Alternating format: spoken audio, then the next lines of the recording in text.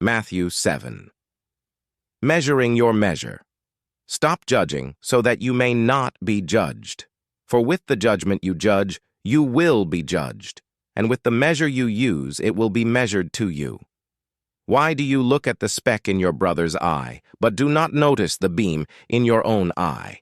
Or how will you say to your brother, "Let me take the speck out of your eye," and look, the beam is in your own eye? Hypocrite!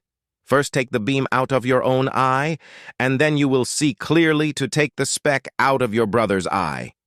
Do not give what is holy to dogs or throw your pearls before pigs, otherwise they will trample them under their feet, then turn and rip you to shreds.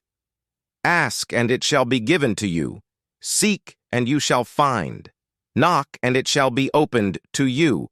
For everyone who asks receives, and the one who seeks finds, and to the one who knocks it shall be opened. For what man among you, when his son asks him for bread, will give him a stone? Or when he asks for a fish, will give him a snake? If you then, being evil, know how to give good gifts to your children, how much more will your Father in heaven give good things to those who ask him? So in all things, do to others what you would want them to do to you.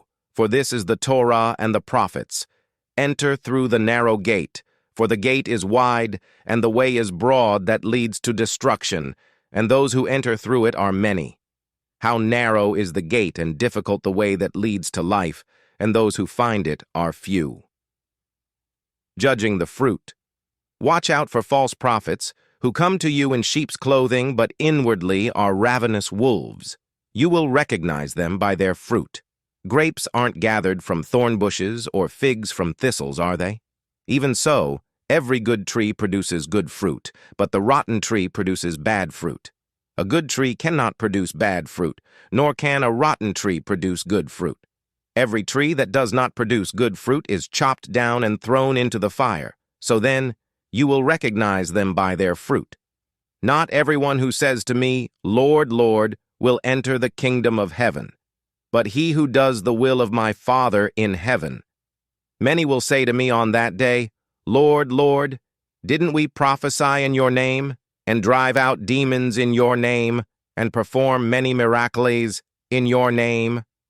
Then I will declare to them, "I never knew you. Get away from me, you workers of lawlessness." Building on a firm foundation, therefore everyone who hears these words of mine and does them will be like a wise man who built his house on the rock. And the rain fell, and the floods came, and the winds blew and beat against that house. And yet it did not fall, for its foundation had been built on the rock. Everyone who hears these words of mine and does not act on them will be like a foolish man who built his house on the sand. And the rain fell, and the floods came, and the winds blew and beat against that house, and it fell, and great was its fall. Now when Yeshua had finished these words, the crowds were astounded at his teaching, for he was teaching them as one having authority and not as their Torah scholars.